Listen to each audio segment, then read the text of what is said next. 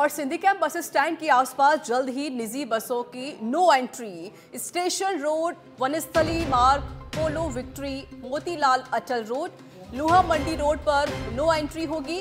Traffic के बढ़ते दबाव को देखते हुए निजी बसों की नो एंट्री करने का विचार किया गया है। इसको लेकर जल्द जारी हो सकता है आदेश।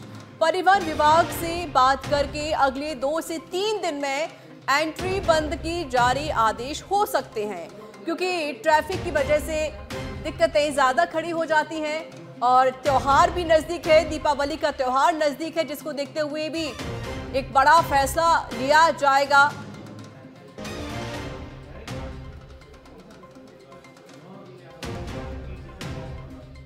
क्योंकि निजी बसों की वजह से कहीं ना कहीं दिक्कतें लोगों को हो जाती है। संवाददाता सुनील यादव मेरे साथ जुड़ गए हैं फोन लाइन पर। सुनील, त्योहार भी नजदीक है और परिवहन विभाग भी कोशिश कर रहा है कि जो ट्रैफिक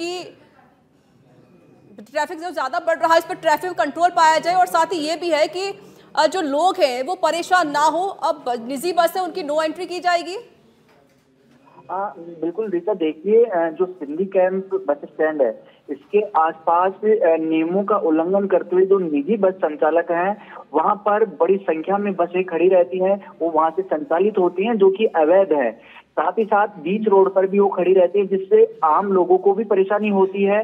साथ ही साथ ट्रैफिक जो है वो भी बढ़ता है। पोल्यूशन से लेकर ट्रैफिक, तमाम तरह की जो दिक्कतें हैं वो निजी बसों की वजह से हो रही है। ऐसी कई बार खबरें सामने आई और कार्रवाई नहीं होने को लेकर स्थानीय जो वहाँ के व्यापारी हैं, आसपास के व्यापारी भी इससे नाराज थे कि इन बसों पर कार्रवाई क्यों नहीं होती है, क्योंकि न सिर्फ यहाँ के लोग परेशान होते थे बल्कि बाहर से जो यात्री आते हैं वो भी निजी बसों से बहुत ज्यादा परेशान कई बार होते थे।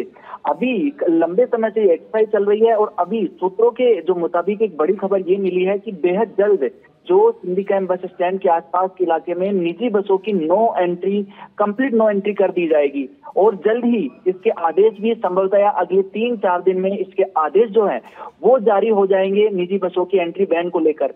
अब दूसरा सवाल ये है, अगर निजी बसों की एंट्री बंद हो जाती है तो ये निजी बस कहाँ खड़ी होंगी, क्योंकि जो राजस्थान रोडवेज के पास इतनी बसें नहीं है कि जो प्रदेश के यात्रियों के लिए पर्याप्त हो, तो यात्री निजी बसों का सहारा लेकर भी अपने गंतव्य तक पहुंचते हैं। तो निजी बसों को भी माकूल स्टेशन है वो देने की आवश्यकता है।